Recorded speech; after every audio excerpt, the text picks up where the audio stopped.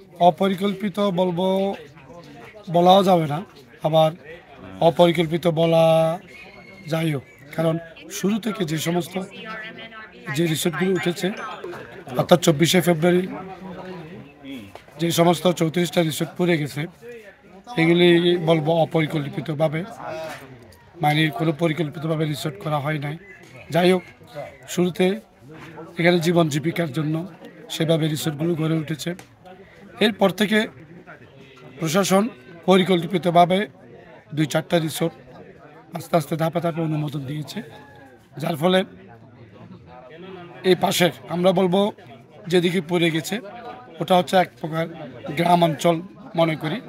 আবার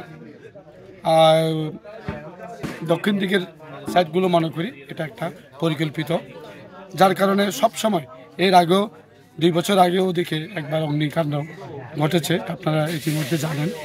সেটা হচ্ছে অবকাশ রিসোর্ট। গতকালকেও সেই রিসোর্টটি আবার পুড়ে ছাই হয়ে গেছে, যেটা সে এলাকার মধ্যে সবচেয়ে বৃহৎ রিসোর্ট, যেখানে ধারণ ক্ষমতা মনে হয় প্রায় 60-70 জন মানুষ।